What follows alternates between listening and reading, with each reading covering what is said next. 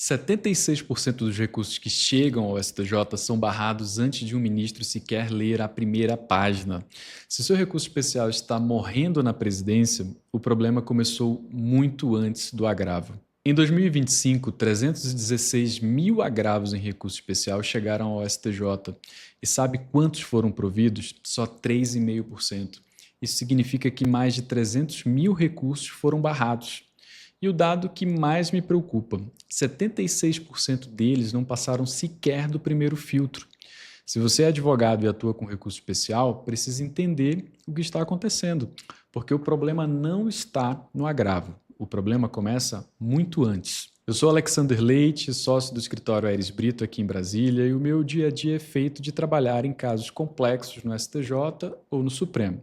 E o que eu vou compartilhar aqui não é teoria, é o que eu vejo acontecendo todos os dias na minha atuação. O erro mais comum que eu vejo, especialmente de advogados que atuam fora de Brasília, é confundir o recurso especial com uma apelação.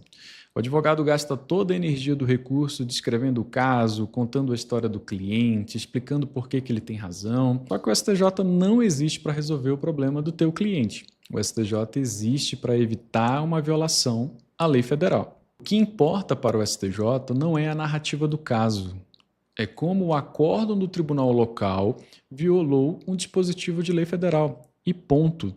Quando você escreve um recurso especial com cara de apelação, ele é tratado como apelação pelo STJ. E a apelação não passa no filtro de admissibilidade. O segundo ponto que mata o recurso antes de ele nascer é o pré-questionamento mal feito. Muita gente acredita que opor embargos de declaração vai resolver, mas não basta isso. Se não houver demonstração adequada de que a matéria que você quer levar ao STJ foi efetivamente enfrentada pelo tribunal local, não existe pré-questionamento suficiente. O que eu recomendo, ainda no tribunal local, tente provocar o debate sobre a questão jurídica que você pretende levar ao STJ. Force o tribunal a se pronunciar sobre aquele ponto. Se o tribunal resistir e ainda assim não enfrentar, aí sim você tem um caminho. Incluir no recurso especial a argumentação em torno da violação ao artigo 1022 do CPC pela omissão perpetrada pelo tribunal de origem. Mas isso precisa estar construído desde o início e não improvisado depois. E aqui vem uma mudança que o advogado que atua fora de Brasília precisa entender.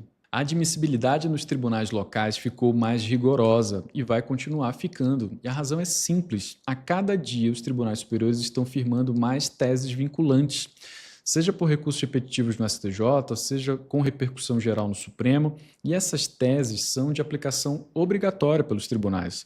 Na prática, então, ficou mais fácil para o tribunal local encontrar um fundamento para barrar o teu recurso. A tese jurídica, teoricamente, já está decidida pelo STJ e pelo Supremo. Por isso é tão importante acompanhar diariamente o que está acontecendo, sendo julgado no STJ, no STF. Você não sabe quais teses foram fixadas, não sabe se o seu recurso está vivo ou morto antes mesmo dele ser protocolado. Agora, um ponto que precisa ser dito. Existe uma crença na advocacia de que se o recurso especial não for admitido, basta agravar. Se eu perder aqui, a gente agrava, faz o Aresp. Esse é o plano B de muita gente.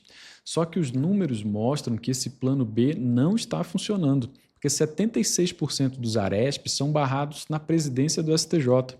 E hoje, com os procedimentos atuais, todos os agravos vão direto para a presidência do STJ, não passam, portanto, por um relator natural.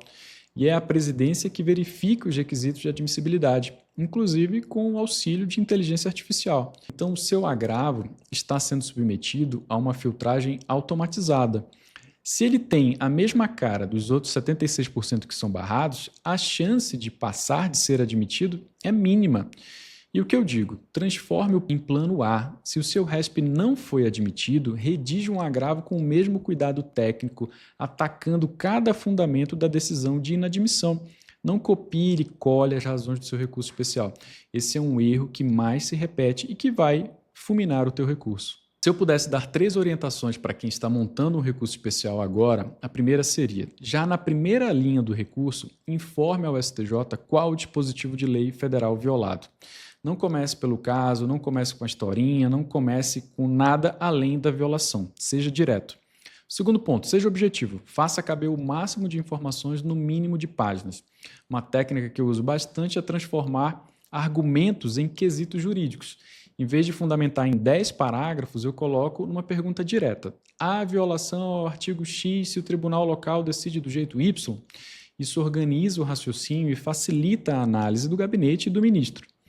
Terceiro ponto, desvie das súmulas impeditivas. Súmula 5, 7, 83, 284, elas são muito utilizadas para barrar o teu recurso especial. E se o teu recurso especial já está incidindo nessas súmulas, você precisa desviar delas. Construa o recurso de maneira que a questão federal fique evidente, mais evidente inclusive do que a questão fática. E um ponto que poucos advogados de fora de Brasília sabem: nos gabinetes do STJ e do Supremo existem assessores específicos designados para cada tipo de caso. Há quem cuide dos recursos tributários, quem cuide dos recursos criminais, quem faça as ações de controle concentrado. Tudo isso fica na mão de pessoas específicas por uma organização do gabinete. Então, saber com quem falar, a quem se dirigir, como endereçar o memorial, ajuda.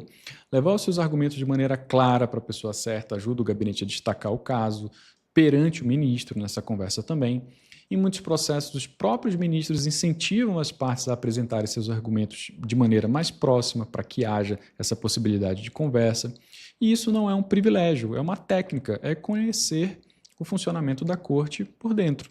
Os tribunais superiores vão julgar de maneira cada vez mais criteriosa. Os processos precisam ser bem conduzidos desde o início, com questões legais e constitucionais suscitadas em cada fase e de maneira apropriada. E na hora de preparar o recurso, é cada vez mais importante conhecer não só a jurisprudência, mas os procedimentos internos de cada tribunal, como a filtragem funciona, quem analisa, por onde o recurso passa. Tudo isso é determinante para que o seu recurso seja admitido. E quem domina esse tipo de técnica continua ou vai continuar acessando o STJ e o Supremo. E quem não faz isso vai ficar de fora, infelizmente. Se você gostou desse conteúdo, assine a minha newsletter, dá um like aqui e me siga para os próximos vídeos.